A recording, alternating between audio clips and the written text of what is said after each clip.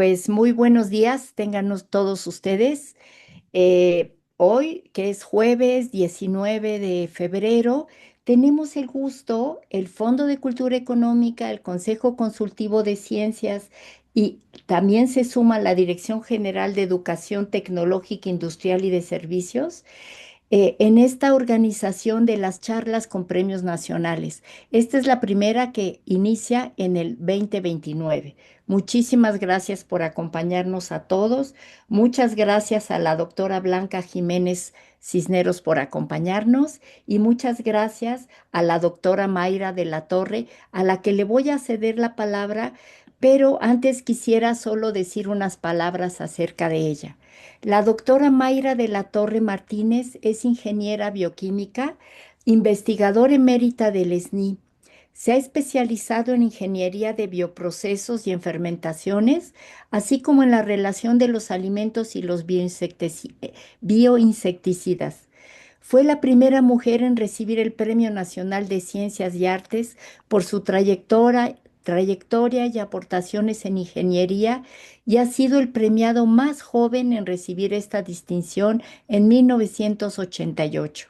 Actualmente es coordinadora de la subsede Hidalgo del Centro de Investigación en Alimentación y Desarrollo, ubicado en San Agustín Tlaxiaca, Hidalgo. Pues con ustedes, la doctora Mayra de la Torre. Gracias, Mayra.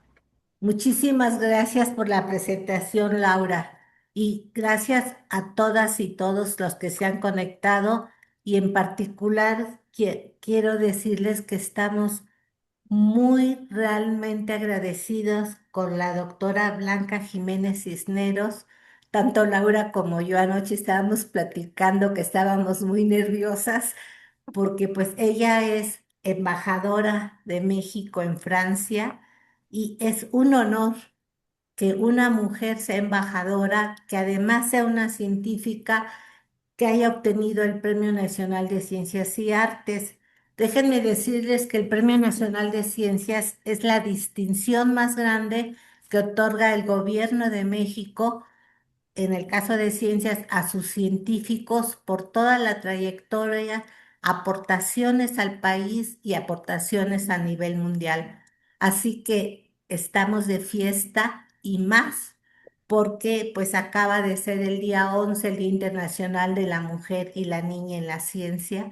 Entonces es un gran honor que tener con nosotros a la doctora Jiménez y Blanca, te lo agradezco muchísimo. Como ves, no podemos creer que una embajadora vaya a platicar hoy con nosotros sobre su investigación. Voy a leer muy brevemente algunos puntos muy importantes de su currículum.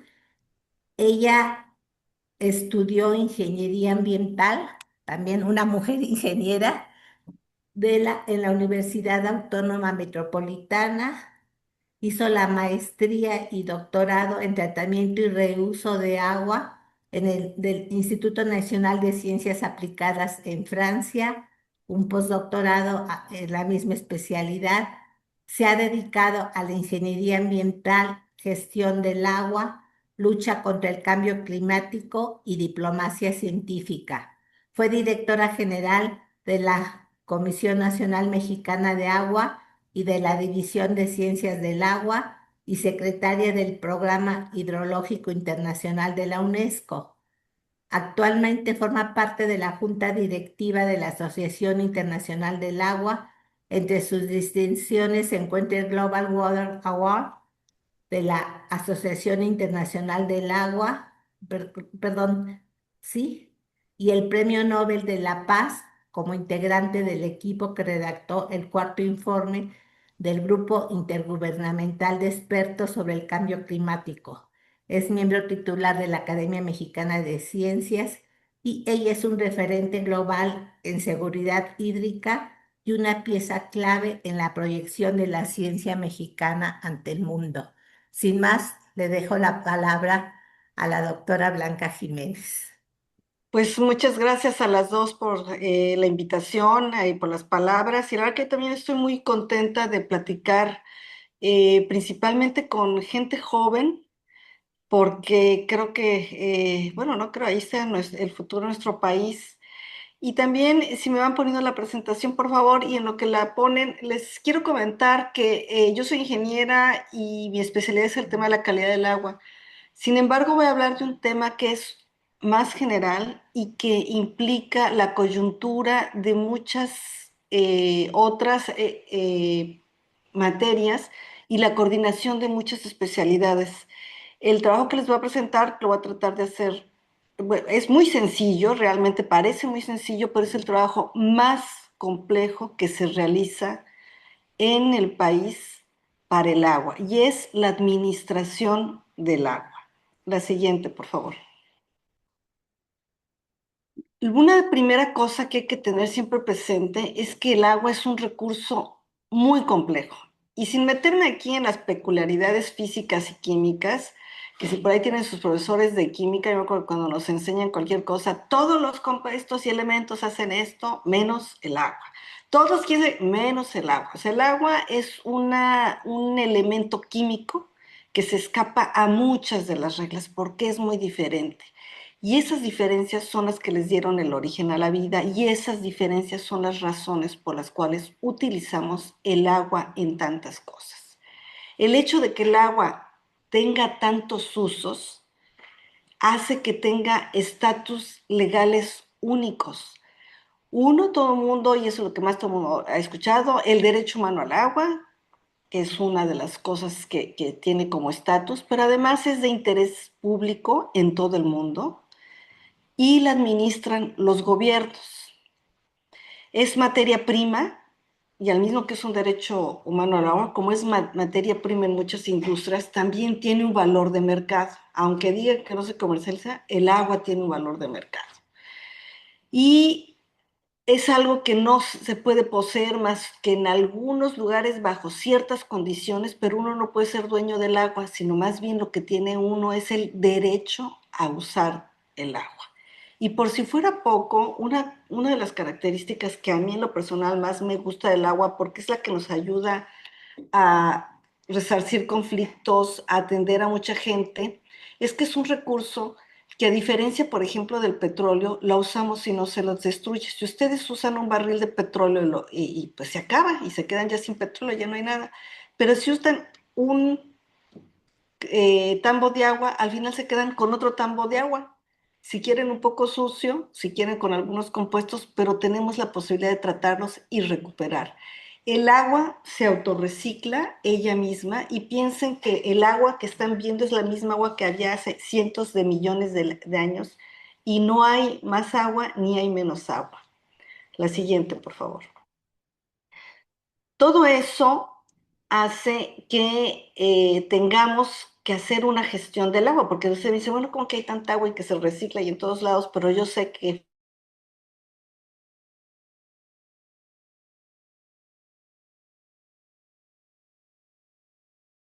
a todos, a todas, como regulando la competencia, porque luego hay unos que quieren más y otros quieren menos, entonces el gobierno tiene que regular esa competencia.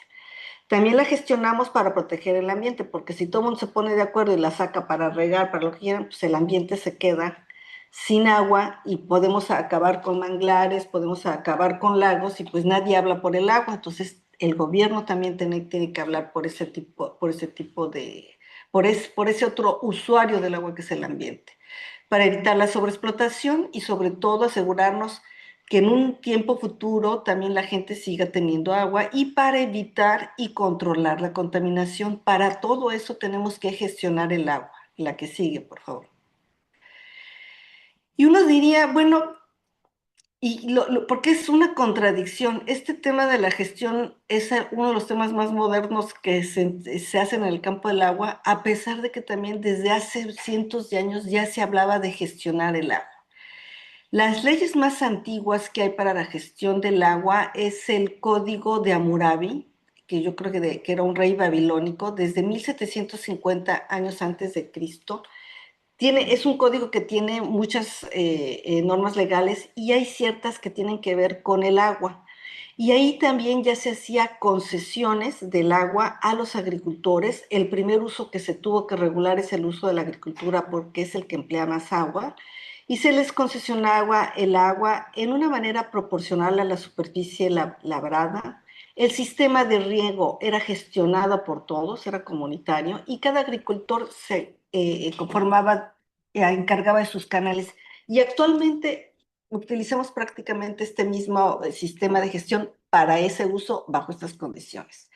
Con el tiempo fueron los reyes y los emperadores los que concedían los derechos del agua.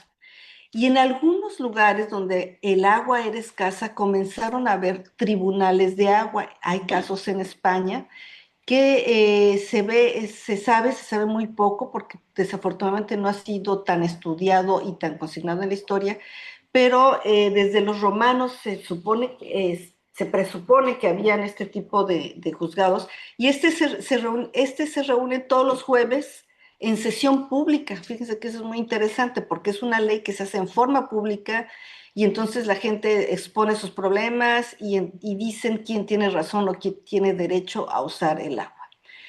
Posteriormente, ya los derechos más modernos, que es un poquito lo que les voy a platicar, fueron evolucionando, pero un reto que hay es que el derecho al uso del agua ha estado siempre ligado al derecho de la propiedad de la tierra, y esto ha traído muchísimos problemas, principalmente de acopio. La que sigue, por favor.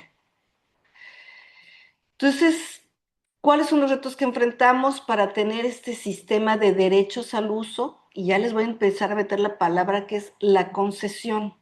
La concesión es un derecho al uso. Yo te presto el agua, yo gobierno te presto a ti el agua, pero no es tuya. Nada más la usas y me la regresas. Eso es una concesión. De hecho, yo no sé si ustedes se han puesto a pensar, o a lo mejor tienen la idea, como yo compré el garrafón del agua, esta agua es mía, pero luego la tienen que regresar. Y esa agua que es suya, alguien la tenía prestada y se la tiene que regresar al gobierno. Hay retos históricos, siempre se crean monopolios.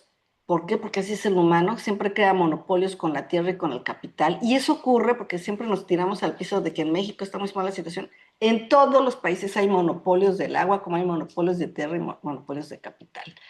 Y también con el tiempo se van quedando volúmenes de agua que históricamente la gente lo viene usando, se cambian los usos, se cambia la forma de vida, la forma de producción y la gente se quedó con esa agua. Y luego el gobierno tiene que intervenir para recuperar, que por ejemplo es una acción que está ahorita haciendo la presidenta, que le está quitando a algunos agricultores el agua que no usan para dársela a las ciudades.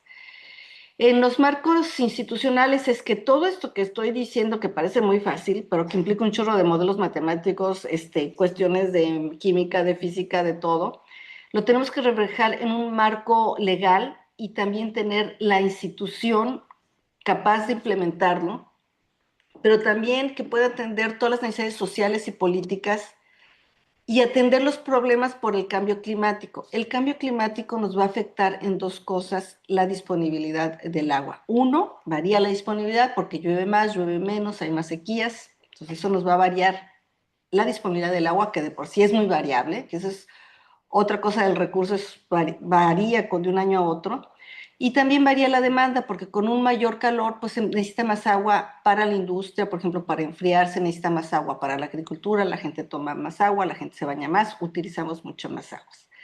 Y también tenemos que tener todo eso reflejado de una manera que sea expedita y flexible y muy fácil de entender por los usuarios. A lo mejor ustedes por su edad no se han enfrentado a eso, de lo que se han enfrentado es vamos a pagar al recibo del agua, pero si algunos tienen el conocimiento, es toda una serie de cosas que van a tener que, cuando salgan ya a trabajar, a enfrentar para tener el agua para su industria, para tener el agua para el pequeño comercio que quieran tener, cualquier cosa, van a tener que enfrentar, negociar y hacer trámites para contar y tener agua, la que sigue. Aquí les quiero comentar porque se me hacen muchas bolas la gente. Bueno, una de las cosas es que cuando yo hablo de derechos es el derecho legal y es el derecho al uso del agua. Y la gente lo confunde mucho con lo que es el derecho humano al agua. El derecho humano al agua es parte de la Declaración Universal de los Derechos Humanos que se hizo en 1948. Pero el agua se reconoció como derecho humano hasta 2003 y el saneamiento hasta 2010. antes no había sido reconocido porque no se había visto la importancia de este recurso. En cambio, los derechos humanos al agua son universales, son para todo el mundo, inalienables, nadie se los puede quitar, e indivisibles, ¿no? Pues si no vas a un cachito y pues ahora sí te tomas, pues hoy nada más te tomas un vaso de agua porque pues no tengo, pues yo necesito tomar 4 vasos de agua al día, tienen que darle todo lo que se requiera para el consumo humano, aseo personal, limpieza doméstica y eventualmente en algunos países también se considera una cierta cantidad de agua que tenga derecho la gente para tener huertos familiares, que eso es muy importante en las zonas rurales. Estos derechos se otorgan a través de la Constitución o por leyes primarias, que es decir, o sea, son para todos, no se están discutiendo a cada rato, simple y sencillamente uno los tiene. Y el volumen máximo en general es de 100 litros por habitante por día. En cambio, los sistemas de derechos, ahorita los que yo les voy a platicar, es un sistema de gestión que opera el gobierno, no son universales, lo tienen que pedir, no se otorgan sistemáticamente, y es para darle el agua a los usuarios que los conocemos por bloques principales, el uso municipal. Por ejemplo, nosotros no les damos, el gobierno no les da el agua a cada uno de ustedes si viven en una ciudad, sino se los da al organismo operador de agua. Él es el que tiene el derecho. Les damos el agua que les toca a ustedes, a cada uno de ustedes se les da a ese organismo operador. A los industriales también se les otorga el agua, a los agricultores, al uso pecuario, para la generación de energía también se tiene que dar agua y para el uso ambiental se tiene que reservar agua. Y eso los otorga una ente administrativa, que es una ente de gobierno, a través de una ley nacional que puede tener reglamentaciones, que puede variar de una región a otra. Y el volumen que se da es muy variable. La siguiente. Esto se conoce como sistema de concesión o adjudicación de la distribución del agua. Todo lo que tiene que ver es esto. Imagínense que vienen y un país tiene una determinada cantidad de agua y le dicen, yo quiero agua, yo quiero agua.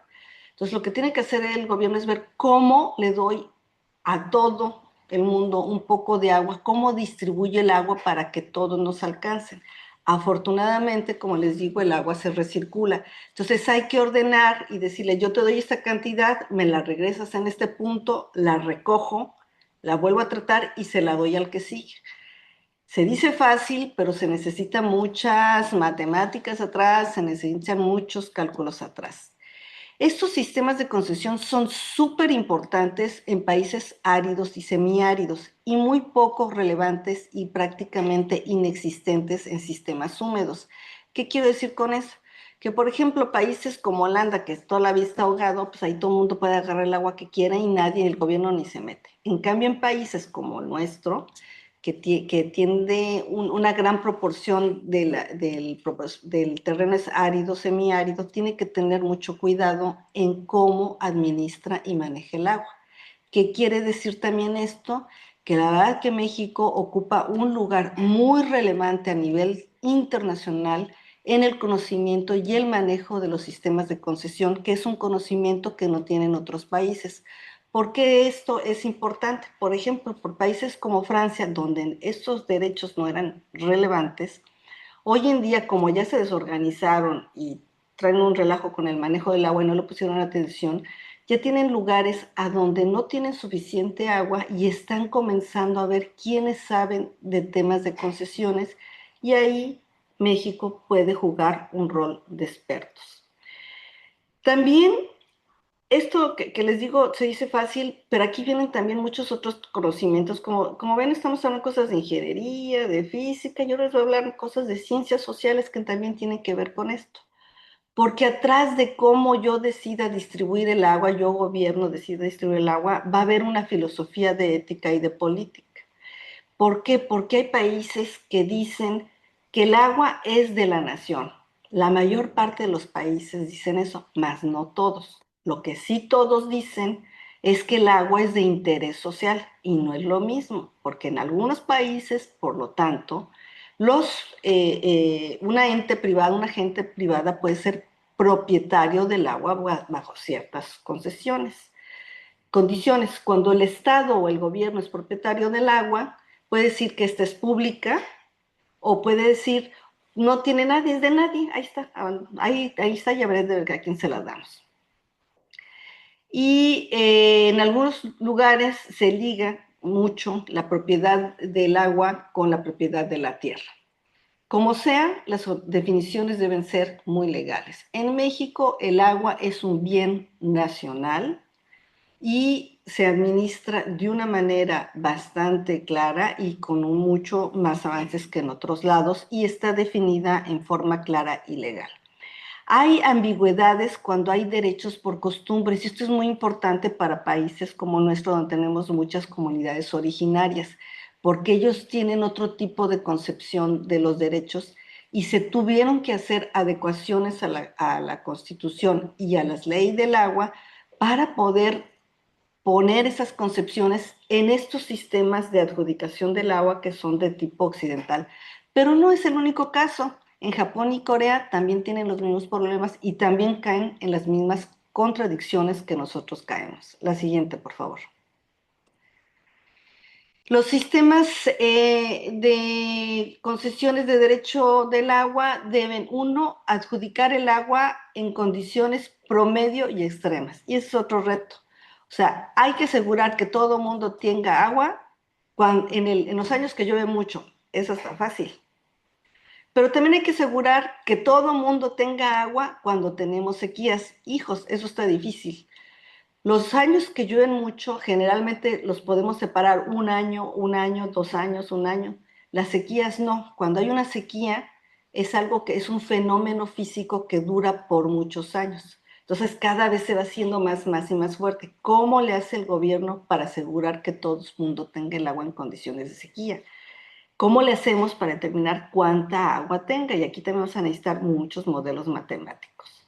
También debe ser, como ya les había dicho, flexibles para adaptarse a las condiciones inesperadas, ser de fácil atención, porque imagínense que van a pedir ustedes agua a la Comisión Nacional del Agua y se empieza el otro y se empieza a dar esta plática y uno dice, oigan, yo tengo 3 minutos, necesito tantos litros en tal lugar, no me esté echando el rollo. Entonces, ese tipo de cosas se tienen que transmitir, todo esto que les estoy diciendo de una manera muy clara, que la gente sepa muy rápido cuánto pedir, cómo pedir y que se les dé una respuesta rápida. Pero además que estemos conscientes y que el gobierno esté consciente de que el que está usando el agua le está dando un uso razonable, porque si no, pues yo quiero un chorro de agua, ¿para qué? Porque voy a estarla desperdiciando y metiendo un chorro de sistemas de riego poco eficientes, pues no, eso no es uso razonable. Equidad social, hay que asegurarnos de que todo mundo tenga agua, la gente rica y la gente pobre en la cantidad que requiere, pero también que la gente pobre tenga cantidad suficiente de agua para que pueda acceder a mayores recursos. Porque si le dicen, no, pues tú como no tienes recursos, no me te voy a dar agua para tomar, bueno, pues necesitan un poco de agua para poder sembrar, para hacer negocios muy pequeños, pero también tener recursos. Ser eficientes en términos de beneficios sociales y económicos y considerar también que haya la sustentabilidad ecológica y que preservemos el agua de buena calidad para el futuro, la que sigue.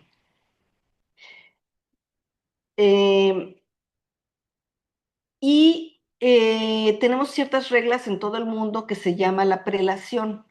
La prelación quiere decir prioridad. ¿A qué se le da prioridad? Porque cuando tenemos un chorro de usuarios, ¿a qué se le da la prioridad? En todo el mundo, la prioridad número uno es el abastecimiento para la población. Pues es el derecho humano al agua. Todo el mundo dice, bueno, primero que nada les vamos a dar a las ciudades y a las comunidades rurales. La segunda prioridad en todo el mundo es el agua para riego agrícola cuando es para seguridad alimentaria, no para cosas superfluas o cosas que tengan más bien que ver con, digo, no sé, hacer algodón de muy alta calidad, o sea, todo ese tipo de cosas no entran, aunque sí entran el vestido de cierta calidad. Para la generación de energía también.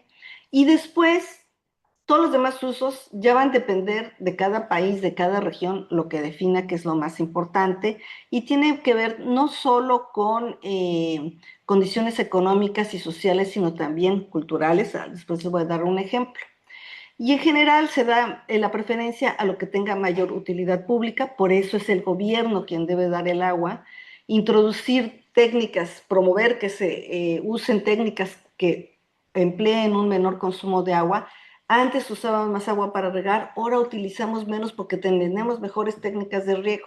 Antes usábamos más agua para producir acero, ahora utilizamos menos porque ya vimos que hay que cuidar el agua y aprendemos a reusar el agua. Todo eso lo tiene que promover el gobierno. Pero aquí es una cosa que nos pasa mucho a los que trabajamos en el agua. Hay una cosa legalmente que se acepta legalmente en todo el mundo, que es primero en tiempo, primero en derecho, prior in tempore, prior in iures. El que lo estaba usando primero el agua tiene más derecho que el que no lo tenía. Eso se aplica absolutamente para todo en derecho y eso apréndanselo porque les va a servir para muchas cosas.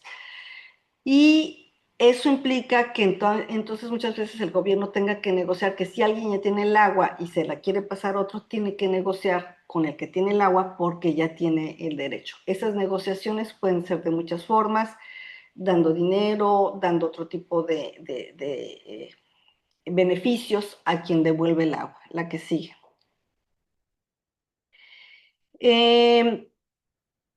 Les decía que hay algunas cosas que para la prelación, eso se le dijo muy fácil, pero no es tan sencillo. Uno es que las prioridades no es lo mismo a nivel nacional, regional o local. Si es a nivel local, es bien difícil establecer el uso ambiental porque la gente dice, no, pues yo aquí estoy bien, aquí a mí no me importa ¿cómo se llama? El río que está allá abajo, el lago que está abajo, que se quede sin agua. Entonces, esos usos ambientales los tiene que proteger también el gobierno. O también la gente dice, pues yo necesito mucha agua y la voy a sacar toda del acuífero y los voy a sobreexplotar. Y no me importa porque pues yo es la que necesito. Entonces, hay que ver también criterios nacionales y criterios de sustentabilidad. Y eso no solo pasa en México. El país que tiene los acuíferos más sobreexplotados del mundo es Estados Unidos, porque no tienen una regla general nacional de uso del agua, sino lo hacen por los estados. Y tienen unos casos de sobreconcesiones peores que los de México, pero bueno, los dicen mucho menos. Si el agua también es transfronteriza entre países o entre regiones, es muy problema, porque de repente una gente dice, no, pues yo aquí somos una comunidad rural y necesitamos el agua, y el de junto dice, sí, pero yo tengo una empresa de lujo y voy a dar muchísimos empleos, a mí me tiene que dar el agua. Todo eso crea problemas entre una zona o en otra, o a veces hay que estar discutiendo que quién tiene más derecho al agua, si el riego para los alimentos o los peces para que vivan en ella.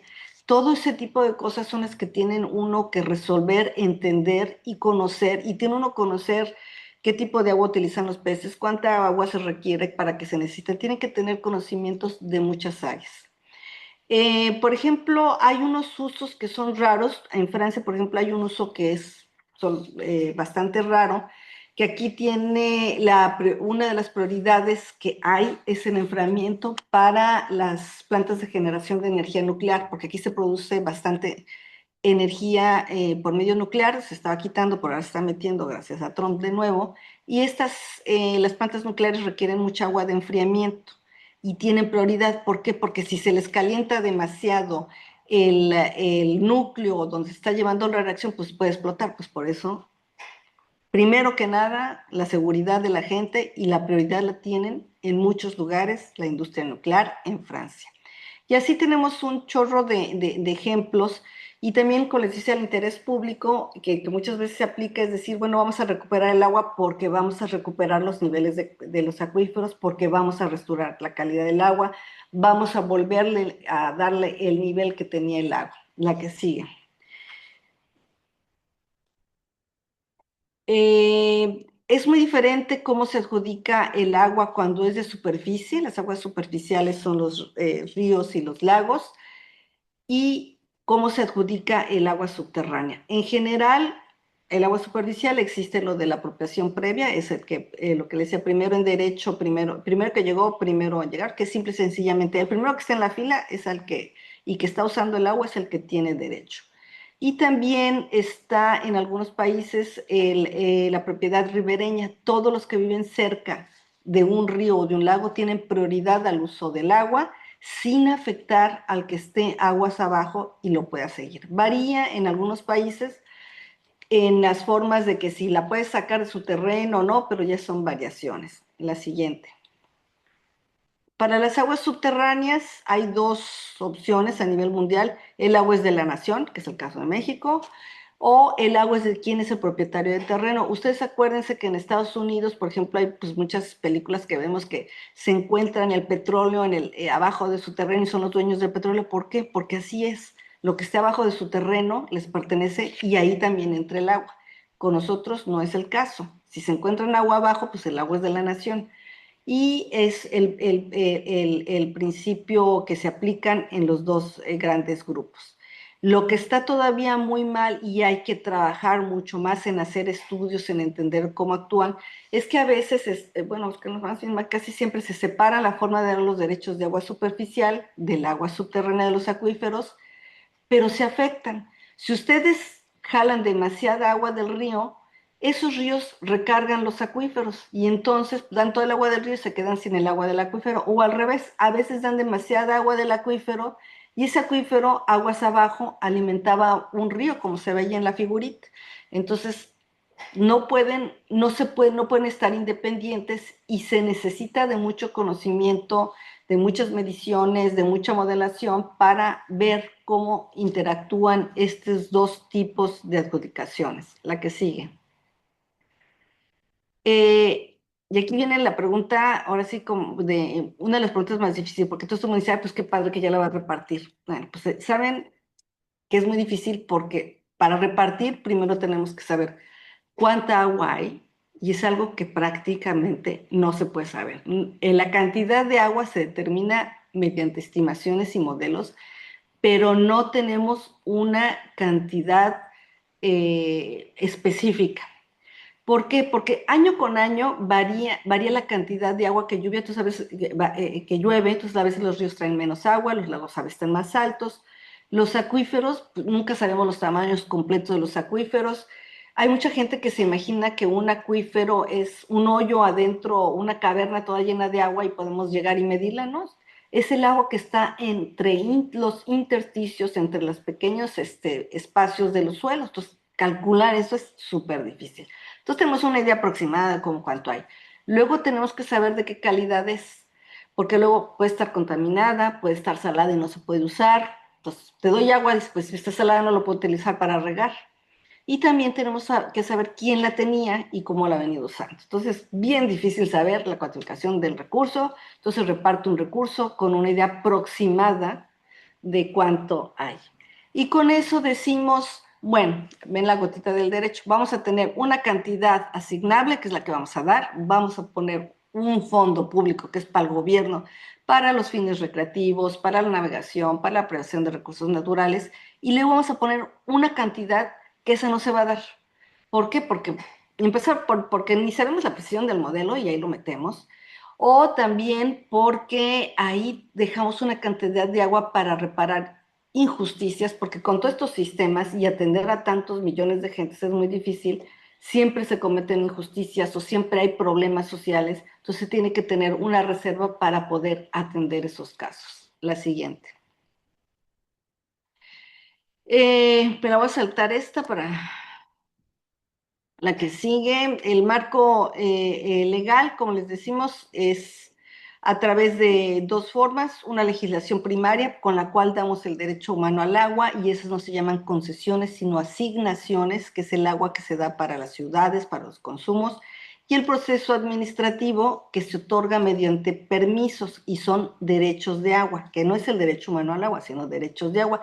Y es un título de propiedad como un título de terreno, creo que viene la que sigue, lo del título del terreno, lo que tiene, por favor, la que sigue. O sea, y en ese título que se dice, tú puedes usar esta agua. ¿Cuánto? Hasta. Jamás se les dice Tú puedes usar hasta este volumen, pero te lo voy a dar para que lo uses en la agricultura por 5 años Y si la dejas de usar o la usas por otra cosa, te la quito, implicaciones del uso, y me la tienes que devolver porque acuérdense que es un recurso que se en tal sitio, en tal forma, para que yo gobierno la pueda volver a usar. Todo esto es un sistema muy complejo, todo debe quedar registrado y todo está registrado y todo es en transparente en México desde hace bastantes años. Hay otros esquemas en estos sistemas que no les voy a platicar aquí, pero que tienen que ver con las descargas de aguas residuales, la extracción de materiales de los ríos, nada más voy a hacer aquí un comercial. El problema número uno de contaminación en el mundo no es ni el aire, no es la basura, no es el agua, es la extracción de los materiales de construcción. Estamos extrayendo arenas y piedras a una velocidad 30 veces superior a la que se generan. Y nadie se está ocupando de este asunto, simple y sencillamente porque no hay ningún campo del conocimiento que esté ahí. Dice, no, pues yo estudio los lagos, yo estudio el agua. No, yo estudio la tierra.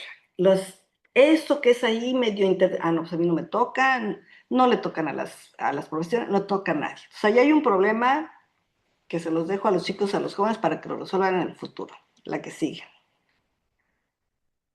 Entonces les decía que está este registro público. En México los primeros datos empezaron en el siglo XX, es público, ustedes pueden consultar quién tiene el agua, no así quién tiene la tierra, y esto es algo bien curioso. Mientras no sepamos quién tiene la tierra, no va a haber transparencia en el tema del agua, y es un tema al que no le ha querido entrar los gobiernos locales, porque eso es algo que se lleva a nivel de los estados, y es algo que se debe llevar también de manera nacional, y todos debemos saber de quién es el terreno que tiene tal gente, porque eso va muy ligado a quién se puede estar robando el agua. Eso se conoce como Registro Público de Derechos del Agua, el REPDA, y es un tema que se tiene que adjudicar. Hay mucha gente que dice, no, es que el REPDA está muy mal, porque fíjate que está un punto que está en la isla, no sé qué. Pues es que se empezó desde hace mucho. De hecho, es un sistema que se empezó apenas a hacer por ahí de los años 1990. Antes el gobierno no tenía ni idea de dónde tenía y dónde estaban las cosas, más o menos con los derechos que habían otorgado los virreyes, pero no se tenía nada. Y organizó un sistema donde le dijo a la gente, te perdono toda la multa, pero dime cuánta agua estás usando. Y poco a poco se ha ido incrementando y mejorando este sistema. El que sigue, por favor. Bueno, ya les platiqué esto de que son asignaciones, muy prácticamente ya se lo platiqué, son las asignaciones para el uso o consumo. Estamos hablando ahorita de los usuarios, del derecho humano al agua. Pero fíjense que como aquí por ejemplo hay unos problemas, ha habido problemas porque la ley que utilizamos muy occidental dice, nada más le podemos dar a las personas o a las empresas. Y las comunidades autóctonas tienen otro tipo de organización y había que dárselos a ellas como grupo. Eso fue una modificación que se tuvo que hacer a la ley para que ellos pudieran también tener títulos de propiedad de agua y por lo tanto también gozar de los apoyos económicos para operar sus sistemas. La que sigue. El uso agrícola industrial es una autorización, como les decía, para extraer, es que no les platiqué esto de hasta un cierto volumen del agua. Como total no sabemos cuánta agua va a haber en los años, y ustedes han oído, ay, es que la presa ya está muy llena, ay, es que la presa está muy vacía. Bueno, lo que se hace es que cada 6 meses se revisan los volúmenes de agua y entonces se le dice, de tu título, yo te dije que te iba a dar 10, hasta 10, pero como hay tanto en las presas, te voy a dar el 80% de tu título. Por eso los títulos es hasta un cierto volumen en función de la disponibilidad que haya uno checado que está en el agua. Entonces, toda esa cantidad se fija todos los años y se otorga la concesión. En general, a los agricultores, ellos se meten por asociaciones, que también es otra cosa que dicen. Es que un usuario tiene un chorro de volúmenes de agua. Muchos de esos usuarios que tienen volúmenes muy altos de agua son asociaciones de usuarios que son 300, 400 agricultores y hay que dividir el agua entre cada uno de ellos. Entonces se les corta el agua en un 80% y ellos hacen esa redistribución dentro de ellos mismos y tienen sus propios mecanismos y opera bastante bien, y el gobierno no creo que se vaya a meter ahí porque ya está bastante complicada la cosa. La que sigue, por favor. Lo de la propiedad comunitaria era lo que les decía, cómo todo esto que les he venido platicando de los derechos es la concepción occidental de los derechos contra los derechos comunitarios. Y ahí hay un problema a nivel mundial, y ha habido avances en algunos países, entre ellos México, de tratar de empatar estos sistemas de derechos que se tienen hechos con los sistemas de derechos comunitarios. ¿Por qué? Porque ahí también, ahí sí se opera, se maneja también la tierra junto con el territorio, no están desglosados, pero hay de repente problemas que el gobierno desafortunadamente no necesariamente los ve en muchos lugares. A veces hay conflictos por las tierras entre los agricultores y llega el gobierno y soluciona el problema y llega, tú te quedas con el lado izquierdo, tú te quedas con el lado derecho y ya soluciona el problema. Se dan la vuelta, pues sí, en el lado izquierdo está la fuente del agua y no se los quiere dar del lado derecho. Entonces tenemos que tener esta conciencia de que cuando en este tipo de comunidades uno participa, tiene uno que entender también cómo opera para tratar de darle, pues, compaginar y darle el agua en las condiciones que requieran. Sobre todo que ellos tienen una idea de que el agua también es de todos y tampoco tienen esta idea de propiedad, y tienen un uso comunitario también del agua, y de hecho una manera bastante inteligente de utilizar el agua. Nada más abajo tienen ahí las famosas chinampas de Xochimilco, que es el sistema más productivo que hay a nivel del mundo. No hay ningún otro sistema de empleo del agua más eficiente que ese, y es la única manera que uno se explica como Tenochtitlan, que tenía 200,000 gentes, en un valle donde había 500,000, vivía de las puras chinampas, cuando en esa misma época en París había 20,000 gentes y tenían problemas de agua, y en Londres había 15,000 y consumían agua contaminada, y eso no nos pasaba a nosotros. Tenemos un sistema muy interesante de manejo de agua que ojalá hoy en día se pudiera recuperar. La que sigue. Manejo de sequías, como les decía, bueno, tenemos que, con todo este sistema tenemos que tener una manera, el gobierno tiene que tener una manera de enfrentar las sequías, y esto se hace restringiendo primero que nada el riego, porque es quien más tiene el agua.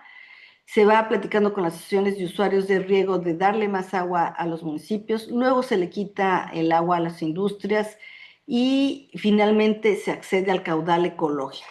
Pero en paralelo se les pide a la gente que deje de regar el jardín, que deje...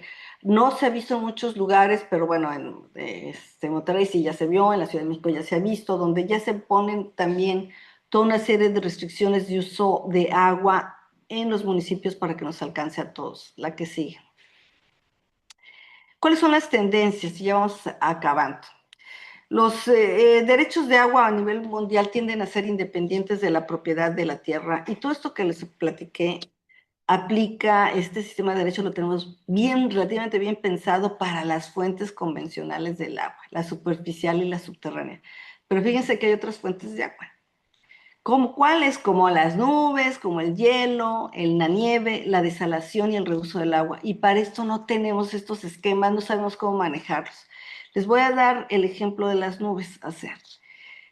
Ustedes, porque ya ha pasado mucho en México de que bombardean las nubes con plata para que llueva en un lado. Pero si esa nube iba a otro lado, iba a llover en otro lado y a ellos les hacía falta el agua, ¿qué derecho les da a ustedes a quedarse con la nube de alguien, que es un agua? Todos eso no lo tenemos resuelto ni aquí en ningún lado, pero tampoco lo tienen resuelto la gente con el hielo, el deshielo, la desalación. Tenemos ahí varios problemas que hay que platicarlos. Hacer evaluaciones de impacto socioambiental y entender qué es tener claro qué es el interés público. Se dice muy fácil, sobre todo los políticos lo dicen muy fácil, pero cuando le queremos echar número y meter distribución no es tan sencillo. Compaginar los intereses de agua presentes y futuros de la nación tampoco es sencillo. Tenemos que conocer muchas cosas y tener mecanismos de readjudicación del agua ahí también estamos todo el mundo, pero todo el mundo en pañales. ¿Cómo le quito el agua a alguien para dárselo al otro sin meterme en problemas políticos, sin crear un problema más grave, sin dejar a alguien de comer? No es un sistema sencillo, es algo de las cosas que se están aplicando y es la última la última, estamos platicando mucho ahorita a nivel internacional de los mecanismos de readjudicación. Hay la adjudicación pública, donde dice el gobierno, te la quito, ¿por qué? Porque yo soy el gobierno, ya lo dije, te la quito. Impuestos, poniendo ciertos impuestos en usos para los usos más caros, que es una manera de decir, uy, yo no quiero pagar tanto impuesto por esta agua y lo dejo, o poniendo tarifas, adjudicación por los usuarios. A ver, yo, agricultora, te quito y te doy nada más 60% del agua y tú te arreglas con tus usuarios. Y ahí entonces ya entre ellos dicen, no, pues a ver, las remato, se las doy al que tiene más agua, se las doy al que tiene los cultivos que tienen un crecimiento económico, un rendimiento económico más fuerte y este le va a pagar al que está sembrando otro cultivo de menor cultivo y sacan el dinero para los dos y así por lo menos no se pierde una cosecha o mercados de agua que es que dejar que la gente misma arregle y se vende el agua entre ellos. Pero eso es muy poco popular porque hay que estar atrás de ellos.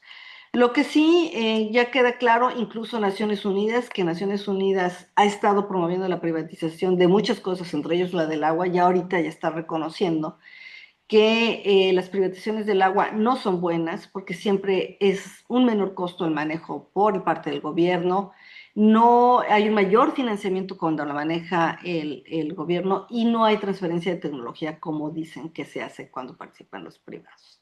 Y yo con eso terminaría y daríamos paso a las preguntas o comentarios.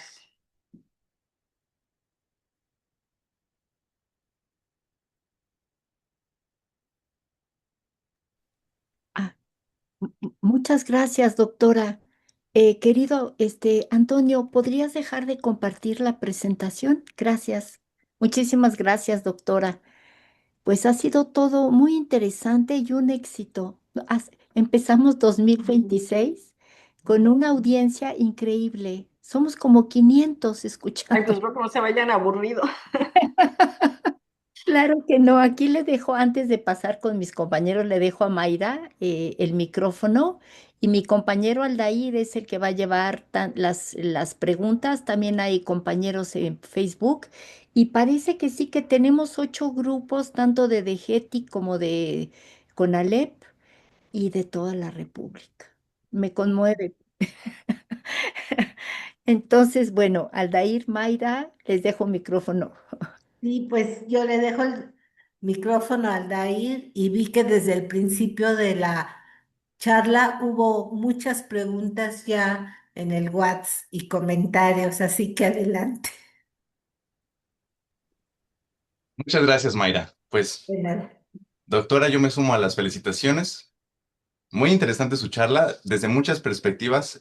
Pues bueno, el agua se puede tratar desde muchas disciplinas y creo que la invitación está hecha, muchachos. Lo que a ustedes les guste, aprovéchenlo, desarróllenlo y también busquen también otras perspectivas desde otras disciplinas.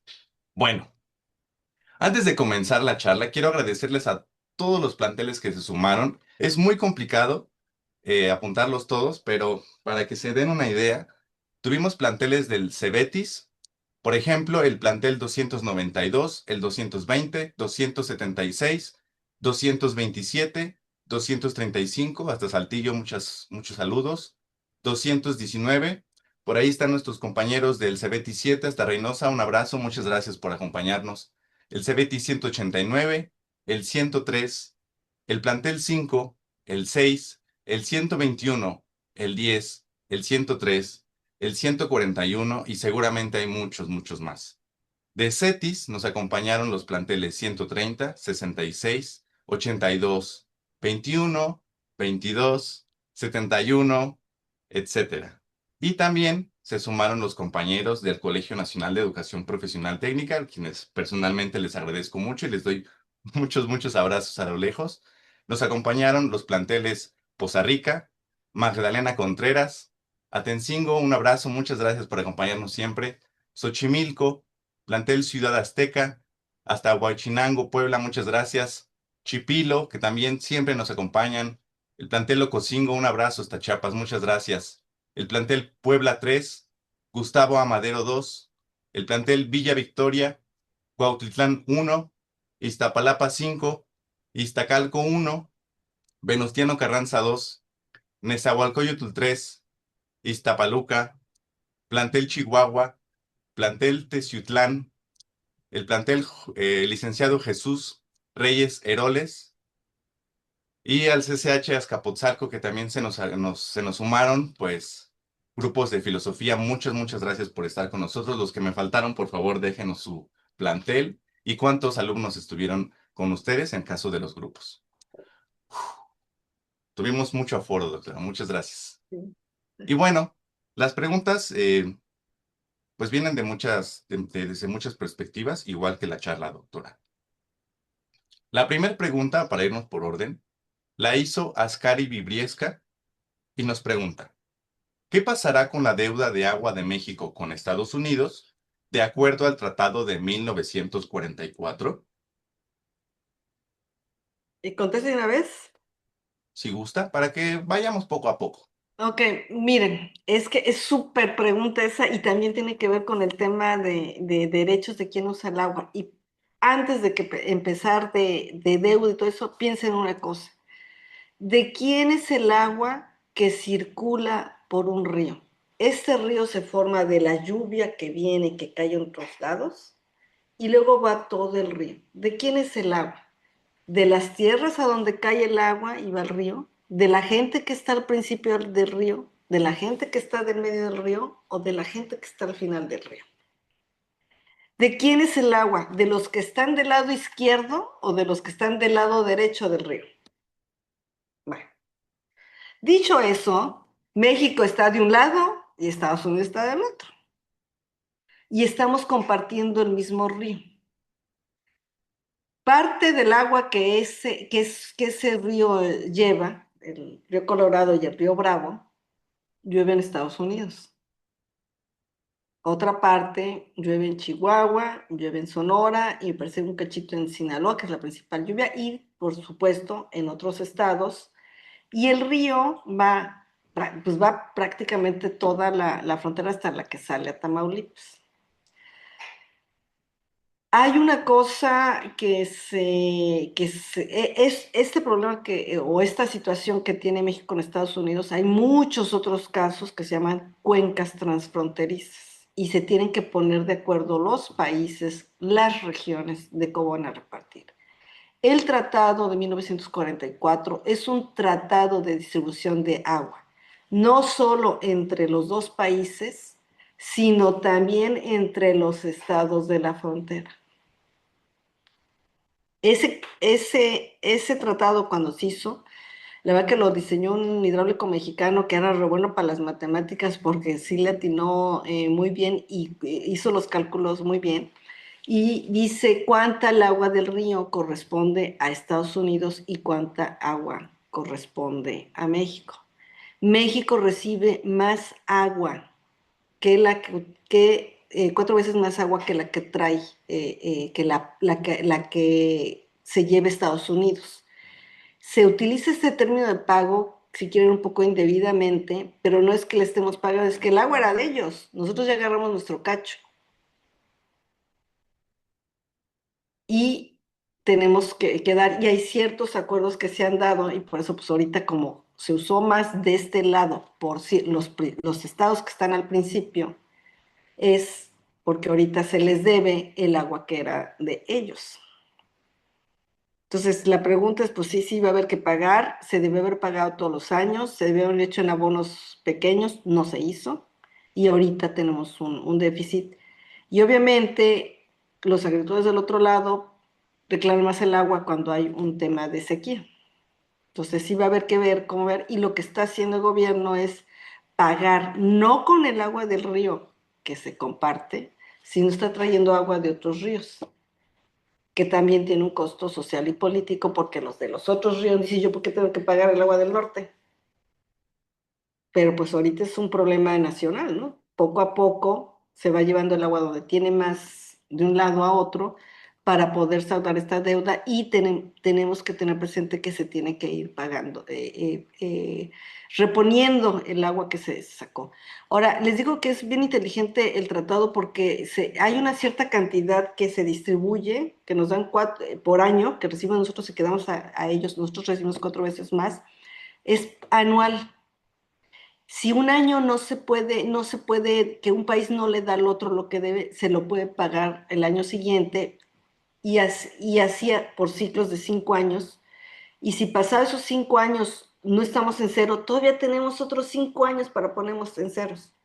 Nosotros estamos ahorita al término de los primeros 5 años y en los otros siguientes años o pagamos, por eso hay que ir pagando esta deuda pequeña. Espero no haber estado muy complicada, pero creo que la primera parte de que tiene que pensarse de quién es el agua de un río no es tan sencilla y de que si es del lado izquierdo o del lado derecho. Estamos compartiendo un río, estamos compartiendo agua. Y lo que también es históricamente es que los que primero estaban usando el agua, esa agua ya la tienen. Si primero había una ciudad y ya la estaba usando, a ese le toca esa cantidad de agua y no pueden decir, oye, voy a poner una nueva ciudad de agua allá abajo. No, tú ya no puedes poner un agua después, o otra una ciudad después de mí porque ya no tienes agua, porque ya la tengo yo. Es así como se trata de ordenar, pero por eso les decía que atrás de muchas de estas decisiones hay muchísimas cosas que tienen que ver con política, con planeación, una serie de cosas. Y doctora, siguiendo esta línea de la, de cómo se distribuye el agua, hace ratito mencionó que cuando a algunos agricultores les sobra el agua, esta se desplaza hacia otras zonas donde se necesita más. En este Siempre y caso, cuando haya, sí, siempre y cuando haya perdón. infraestructura. Eso también es Sí. importante. Em, Se hace mucho esto, me refiero, todos sabemos, yo creo que la mayoría de las personas que vivimos en la Ciudad de México sabemos que muy buena parte del agua que se consume aquí realmente viene de otros estados. E incluso también en el Estado de México también se puede llegar a encontrar Ujú. ese tipo de redistribución del agua. Mm, Esto se hace, digamos, de manera muy calculada, pero ¿tiene alguna afectación real? O sea, yo recuerdo que, pues, que hay mucha gente que se preocupa por eso y con razón, porque no solamente nos llega el agua aquí a la ciudad de otros estados, sino que se desperdicia aquí. Exacto. Entonces, ¿cuál es la afectación que podemos encontrar y de qué manera nosotros podríamos dejar de desperdiciar el agua que tanto necesitamos y que nos llega incluso de otros estados?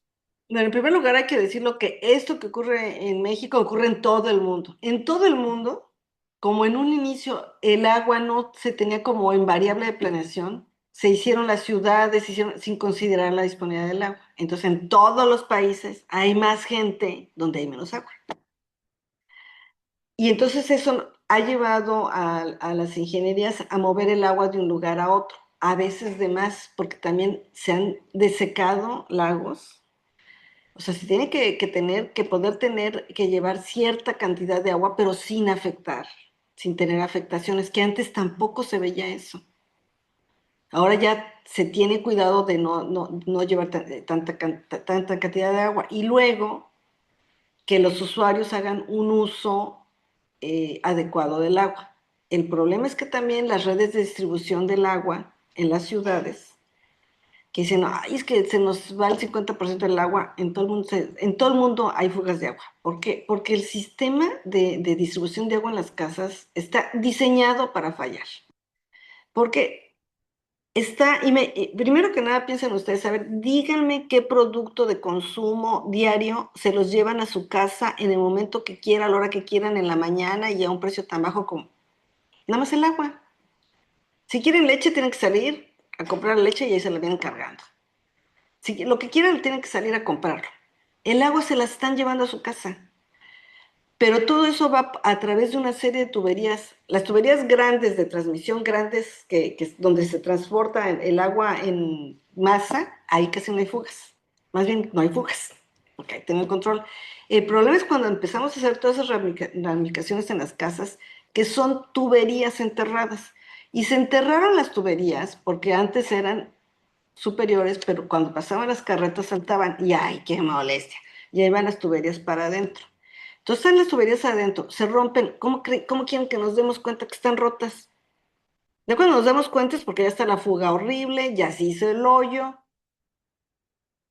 Entonces, es un sistema diseñado a fallar y diseñado a que tiene fugas. Entonces, hay que reparar fugas hasta una cierta cantidad sin decir que vamos a llegar a cero, porque eso es imposible. Y también en las casas, pues hay que hacer un uso razonable del agua. Pero México, desde 1970, entramos a los excusados de bajo consumo de agua, que antes eran de 30 litros, ahorita son de 15 y 10. Eso lo están comenzando a platicar aquí en Francia. Nosotros ya lo tenemos. Las regaderas de bajo consumo de aguas ya las tenemos. Ya también hace mucho tiempo que dejamos de lavar la calle con la manguera. Entonces, hay muchas cosas que ya hemos hecho, podemos todavía mejorar y tenemos que mejorar. De acuerdo, doctora. Y también nos hacen llegar aquí Perla. Ya hablamos de la casa. Ahora vayamos a las escuelas. Ella nos Mm. pregunta, bueno, la saluda. Buen día, doctora. ¿Hay alguna iniciativa del gobierno para empezar con el reuso del agua en instituciones educativas? Pues que yo sepa, no, y sí deberíamos de ser, porque le- un país pionero para el uso del agua, ¿cuál creen que es México? Desde 1956 en Monterrey se comenzó la reutilización del agua y sí es muy importante en las escuelas. Ya hay muchos lugares a donde se reusa el agua e incluso en zonas rurales se reusa el agua para riego de jardines, para que ¿cómo se llama? De hortalizas, para que también se dé más alimento a los niños. Pero sí, tenemos que irnos al reuso del agua.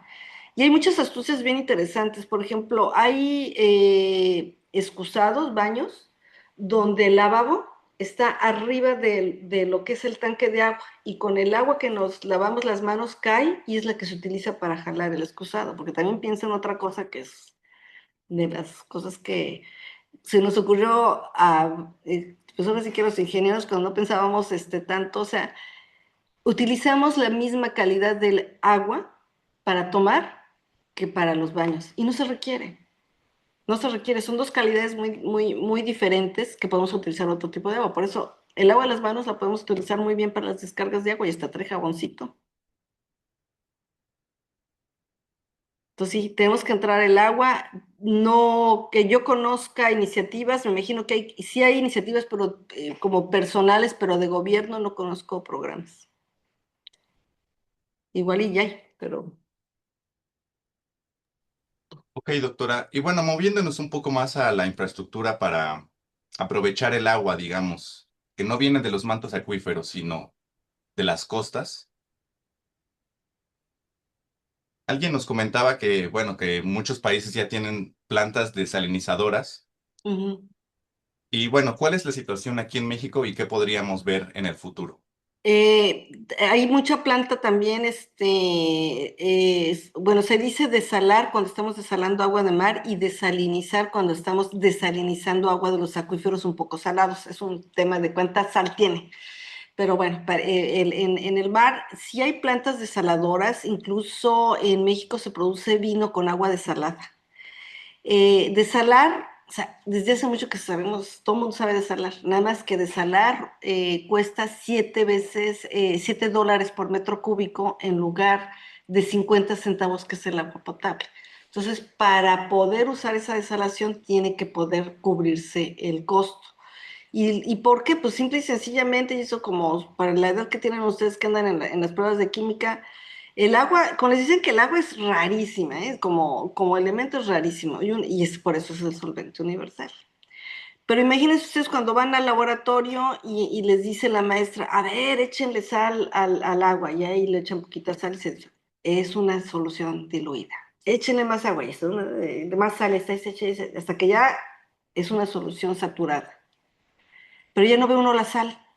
¿Por qué no ve uno la sal? Sí, dice, pues yo le eché un chorro de sal y la veía aquí físicamente, y ya le metí en el agua y ahora pues se ve el agua, se ve transparente. ¿Qué? ¿A dónde se me fueron esas sal? ¿A dónde se me fue? Y es que las moleculitas de la sal se pegan a las moléculas de agua y dejan seguir pasando los rayos de luz y nosotros seguimos viendo a través de esa agua.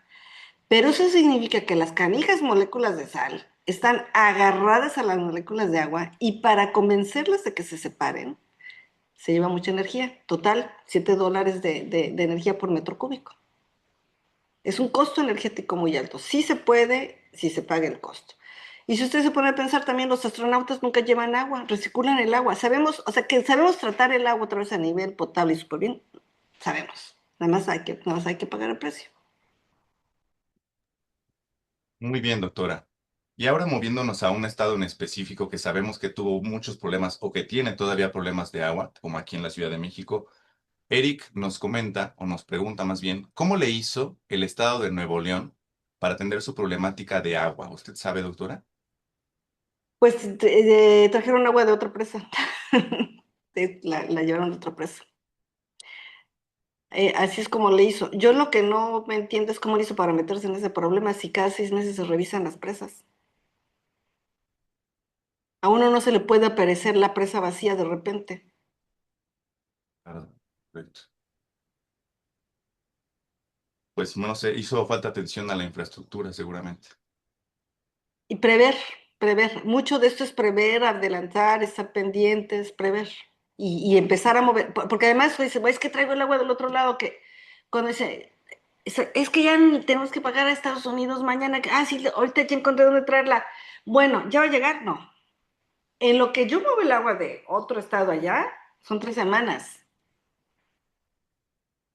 O sea, mover agua no llega como varita mágica, tiene una velocidad.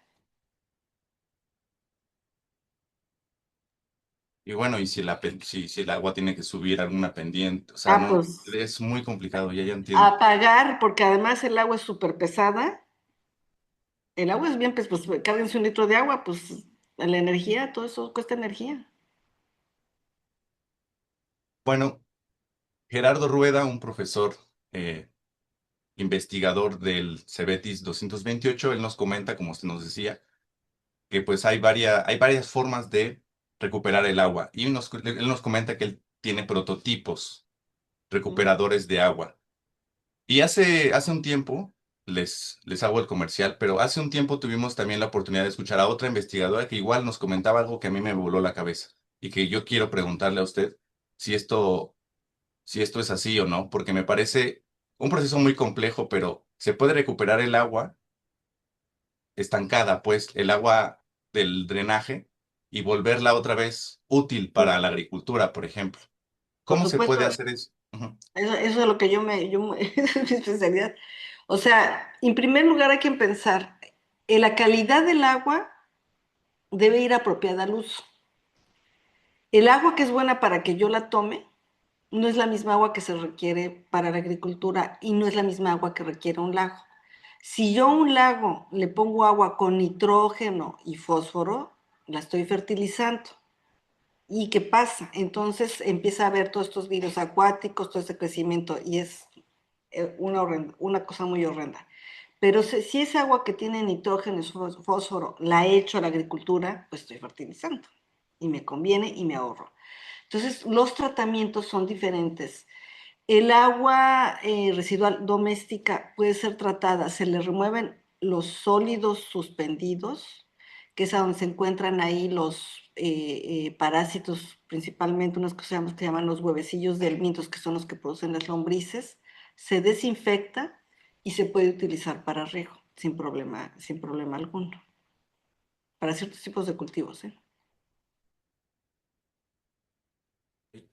Ok, ¿y se puede recuperar de alguna manera para volver a ser potable? Sí, ¿Segura para no el les ser humano digo, también? por Todo eso. supuesto, todo, o sea, el agua la podemos dejar incluso más limpia que el agua limpia. De hecho, hubo procesos de tratamiento que se nos pasaba de limpia y no era apta para consumo humano, porque hay muchos oligoelementos, hay muchos pequeños metales y todos que necesitamos para la salud que los tomamos mediante el agua. Pero cuando la limpiamos, sobre todo cuando aplicamos un proceso que se llama osmosis inversa, se nos pasa de limpia. Se queda tan limpia esa agua que además se vuelve loca el agua. Pero el agua no sabe estar sola. Es algo que el agua sola no concibe la vida. Entonces no está sola y comienza a atrapar cosas. Entonces se vuelve muy inestable y se vuelve muy corrosiva.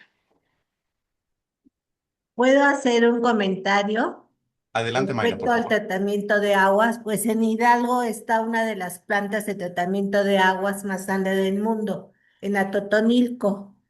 Pero pues desde la época de Porfirio Díaz, las aguas usadas, digamos, de Ciudad de México y en general del Valle de México se utilizaron para la agricultura en el Valle de Mezquital, lo que logró un desarrollo económico de este valle.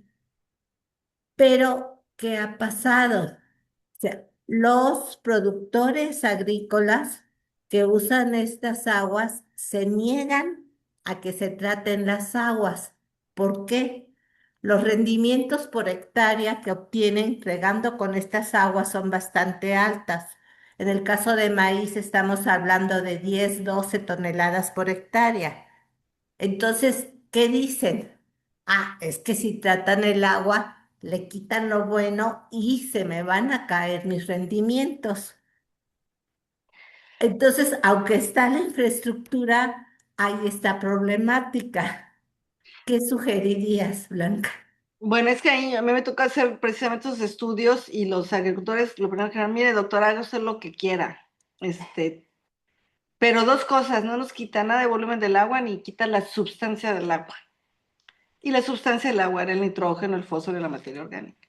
Y se diseñó un proceso, nada más que lo tienen puesto al revés en la planta de Totonilco. Y se les dijo, se tiene que operar con el fisicoquímico para riego y lo están operando al revés. Y el biológico no conviene, porque el biológico quita materia orgánica. Pero, ¿qué quiere que le diga?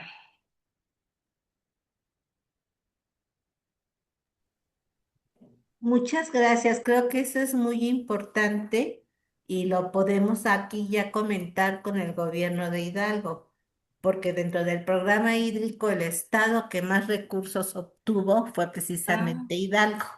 pues es que sí, y por otro lado tienen que encontrar, también no va a quedar tal y como estaba porque sí hay que controlar el problema de salud, porque también las helmintiasis eran 16 veces. El estudio que hay para demostrar que el principal riesgo por el empleo de aguas negras en la agricultura que emplea la OMS a nivel mundial viene de esas zonas, lo hizo el doctor Cifuentes, y él demostró 16 veces más de lombrices en niños cuando emplean aguas negras.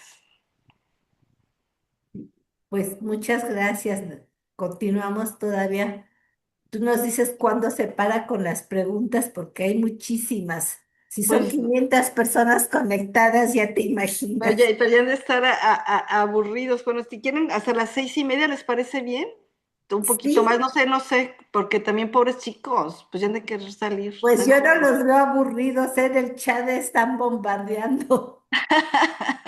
Bueno, algunos Gracias. de ellos sí tienen que seguir con su Pues programación sí, por eso les digo normal de las que clases. Es por eso, doctora, por eso, no sí, porque sí, se sí. aburran. Pero bueno, también a veces. Ya ve cómo somos los No, jóvenes. pues a esa edad, pues está bien que se aburran, porque también tienen que moverse. Correcto. Bueno, mire, y aquí Ricardo Pedraza nos hace una pregunta muy interesante. Él dice, buenos días, mi plantel, el CETIS 94, está ubicado en una zona de escasez de agua. A través del programa La Escuela es Nuestra, se contempla la perforación de un pozo dentro del plantel. ¿A qué instancias debo recurrir para tramitar los permisos respectivos? A la Comisión Nacional del Agua, y antes de hacer uno, tienen que ver si hay agua. Pero es la Comisión Nacional del Agua la que otorga, porque el agua es propiedad de la nación, van a sacar el agua de ahí y les tiene que dar una concesión que la tendrían que alegar un poco como asignación, porque ahora si está escaso pero, pero lo tienen que plantear como derecho humano, porque si está en una zona donde ya el acuífero está sobreexplotado, no se puede dar agua, pero si es para ese derecho humano, les tienen que dar. Pero es la Comisión Nacional del Agua a la gerencia, a la dirección local o a la gerencia regional.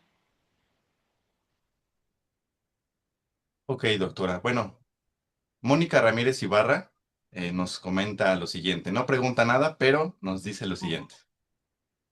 Una charla de impacto desde diferentes perspectivas que involucran a distintos actores de la sociedad. Información muy interesante y aplicable para que los jóvenes reconozcan la necesidad de cuidar y conservar, perdón, cuidar, conservar y regular el agua. Dice, el término de hoy en el grupo, prelación. Y creo que todos nos llevamos esa definición el día de hoy, doctora. Ah, qué padre, qué padre. Y ese es el objetivo, ese es el objetivo de ver este tema de que son muchas disciplinas y hay que entrarle, hay que entenderle y sean lo que sean, tienen que entender al otro porque que los ingenieros platiquen con los abogados no es fácil y que entiendan los sociales no es fácil.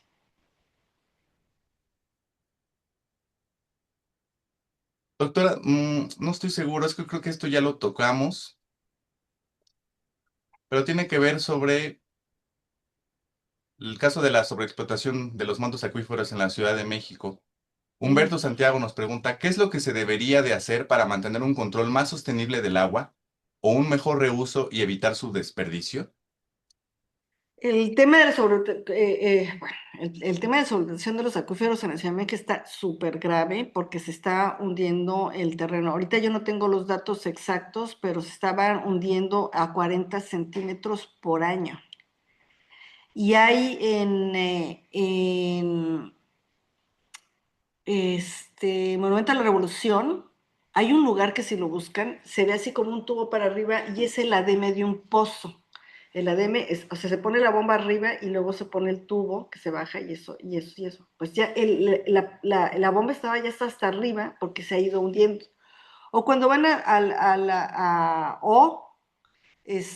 los escalones que le tienen que añadir al Ángel de la Independencia, antes estaba plano o el Palacio de Bellas Artes, que va y baja, porque como es un palacio muy pesado, todo eso se debe a la sobreexplotación. Tiene un costo la sobreexplotación, no únicamente en que cada vez estamos agarrando agua de más abajo y por lo tanto o sea, empleamos más energía para bombear, sino también en el costo de la infraestructura. Todos estos infraestructura se nos está dañando, pero se nos está dañando también, o sea, el suelo urbano tiene muchísimos usos. Y ahí en el suelo urbano están, ya les dije que está ahí toda la red de distribución de agua. Imagínense las redes, porque bueno, si todo fuera parejito no habría problema, pero es lo que se llama hundimiento diferencial. Entonces eso nos rompe mucho las tuberías de agua potable, pero también nos rompe las tuberías del drenaje y rompe todo lo que está allá abajo. Entonces, tienen un costo muy importante y sí es importante detener la sobreexplotación. Se vio que la sobreexplotación se debía detener, pero la principal manera de detener la sobreexplotación de la Ciudad de México era evitar que hubiera seguido creciendo desde los años 70. De hecho, se hizo un estudio que se hizo en el Instituto de Ingeniería. Se estuvieron viendo a qué otras ciudades se podían mover. Por ejemplo, una cosa que decía la Secretaría de Marina para afuera, pues ¿qué hace la Secretaría de Marina aquí? O sea, varias cosas y se buscaron otras ciudades, pero nunca se quiso tomar la decisión política, la decisión fue política, de tener un gran número de gente en un lugar donde no votaba y por eso está la ciudad ahorita como está.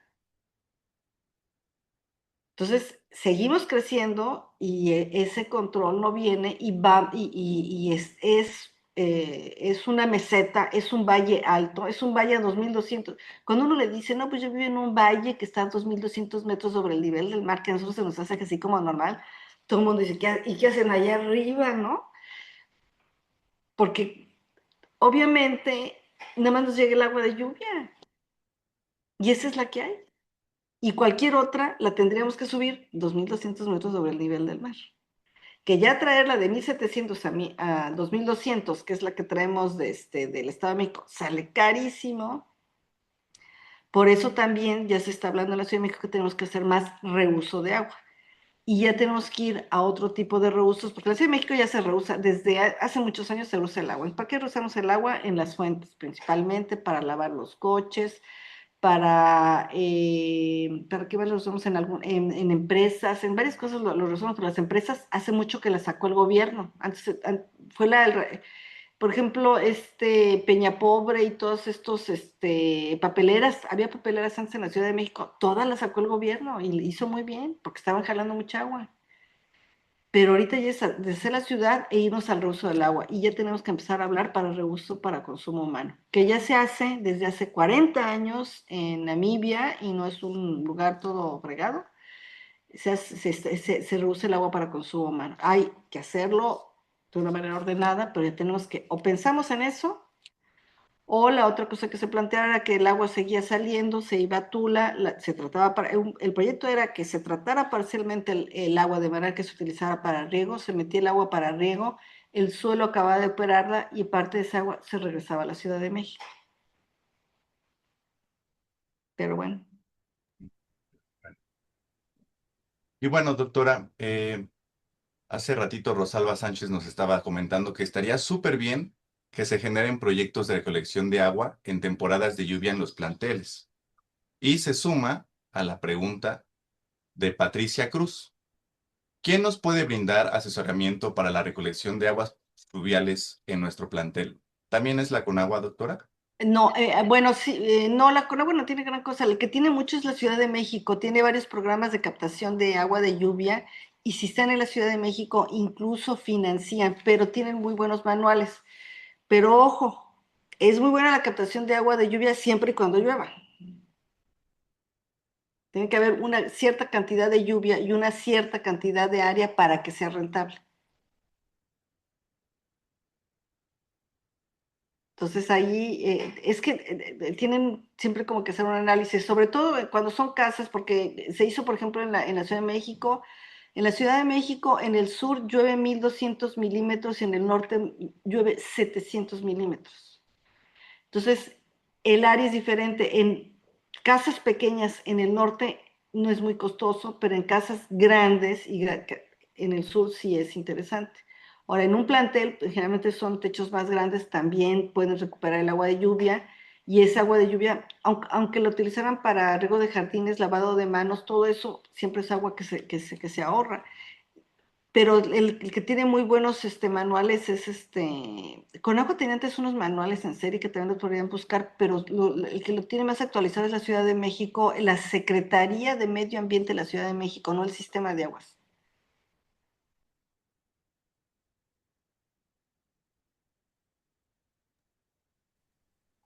Ok, ok. Leoncio, perdón, discúlpame, Leoncio. Nos pregunta, aunque es otro contexto, ¿es cierto que Japón tiene infraestructura profunda para captación de agua de lluvia? Profunda, no sé a qué se refiere de agua de lluvia, porque, bueno, llueve en superficie, o sea, y que la puede llevar al acuífero, sí, y que reusan ellos por norma en cualquier piso de más en cualquier edificio de más de 7 pisos tienen que tener una planta de reuso adentro de los edificios. Y también recuperan mucho el agua de lluvia, la almacenan, todo eso sí, ellos tienen, pues es que es una isla.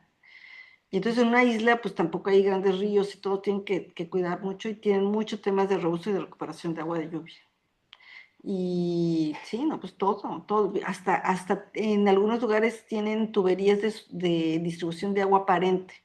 Ahorita como les decía, en algunas ciudades, como es una locura andar viendo lo de las fugas, se hacen pequeños canales en las banquetas, arriba se ponen rejas, y entonces ahí va la línea de agua potable, entonces la ve uno, pues ya tiene una fuga, vamos a repararla.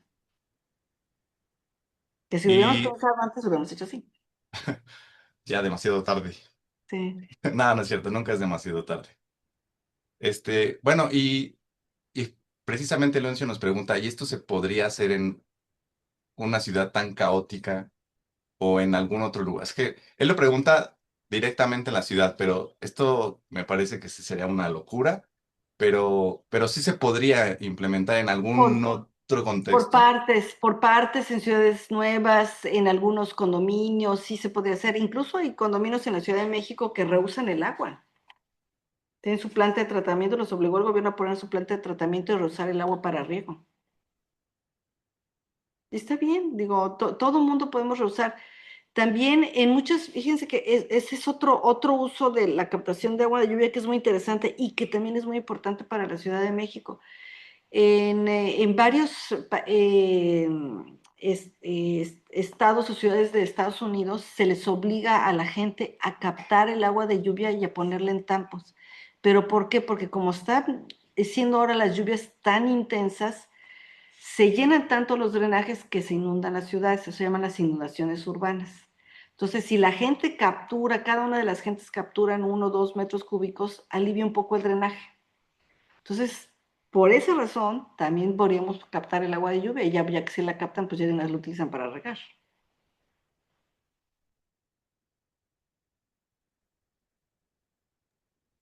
Excelente, doctora. Pues quiero leer el comentario de Gerardo Rueda, quien nos compartía hace ratito. Él nos dice, mi proyecto recuperador de agua fue primer lugar nacional en Veracruz 2024 y primer lugar latinoamericano 2025 y en 2026 se presentará en España. Ojalá que tengamos muchos recursos, Gerardo, para poder implementarlo como bien comentas. Y pues desde aquí te agradecemos también todo tu trabajo y te lo reconocemos. Muchas gracias por Y acompañarnos. debería de concursar en el Premio Juvenil del Agua que organiza la Embajada de Suecia. Fue un premio que yo llevé a México y que bueno, luego ahorita lo está operando la Embajada de Suecia con empresas privadas, pero antes lo operaba la UNAM. Y es un premio para jóvenes. Yo creo que jóvenes que no hayan ingresado a la universidad aún. Y les entrega el premio la princesa y toda la cosa así súper elegante.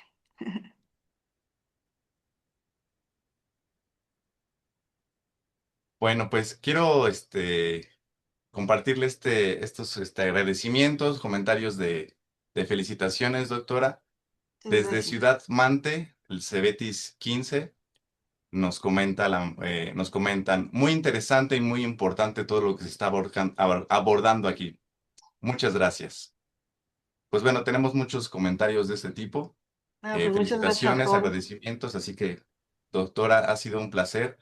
Ya estamos casi a la hora, Pues sí, pero pues muchas bueno, gracias y sobre todo para ustedes que me invitaron, porque yo tenía muchas ganas, ahí le insistí, anduve persiguiendo al que organizaba hasta que di con Mayra, porque como son teleconferencias, yo andaba por otro lado, pero sí, muchas gracias por haberme invitado.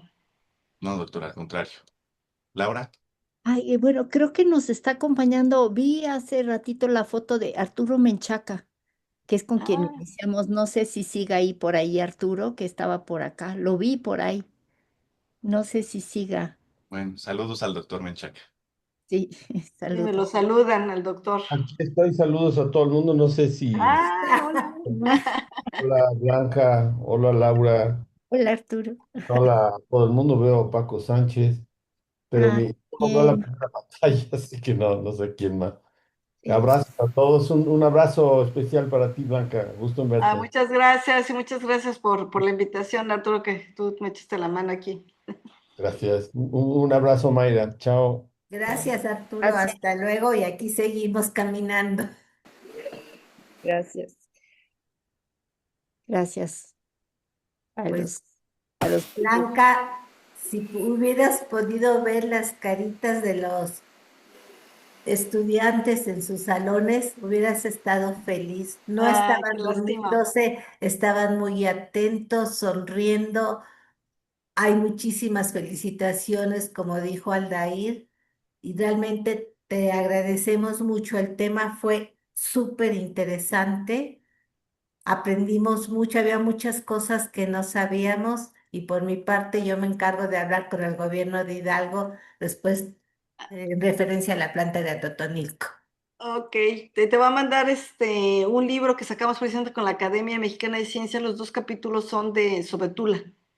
Sí, por favor, que es muy importante y también esa información que diste sobre el número de niños enfermos con Ujú. el Ahí vienen todos sus meningos, datos. Ajá. porque todo eso no lo ven. Ujú, Nosotros hicimos un estudio durante la época de COVID, en la pandemia, donde fuimos cuantificando el virus desde ujú. la llegada a la planta, la salida, Río Tula, Río Salado, Izmiquilpan, en canales de riego, y las cifras eran Qué terribles. interesante, sí, sí, sí. ¿Y Y sí fue lo por publicaste? PCR en tiempo real. Realmente Ah, estábamos espantados, porque si ah, pudimos cuantificar por PCR en tiempo real, entonces el virus estaba completo. sí. Y eran Y de paso hicimos toda la parte del microbiológico y olvídate. Ya de ahí les dije a quienes nos estaban apoyando, por favor, no toquen las lechugas. Para todo hay que usar guantes porque la contaminación con bacterias fecales, salmonela en particular, era altísima. Así es, así es, sí. Pues de veras, muchísimas gracias. Fue maravillosa tu plática. Muchas Todo el gracias, mundo Mayra. está fascinado. Rompiste el récord. Yo ya veía que la sala de espera estaba saturada y ya no podían entrar. Pero como nos permitiste grabarla, estoy segura que muchos van a bajar el video y en cuanto esté el video yo te mando la información. Ok, pues muchas gracias, Mayra, y seguimos en contacto. Cualquier cosa que requieran, acá estoy. Pues muchas gracias a la Gracias. gente del Fondo de Cultura y los 40 años de la ciencia para Sí, todos. sé que Y está los padre. ocho grupos, ¿no, Maru? Que se conectaron. No sé exactamente cuántos alumnos por grupo, pero fueron muchísimos. Eran Que como 226 en total, más los 300, no, más no, los no, 300. partimos récord con la plática de la doctora Blanca Jiménez. Muchas gracias. Inauguramos muy bien nuestros 40 años. Bueno, que así sigan. Gracias a Gracias. todos. Gracias. Gracias. Hasta Ok, luego. nos vemos, que estén bien, bye. Gracias, doctora. Bye, que descansen. Buena tarde, Gracias. doctora. Gracias.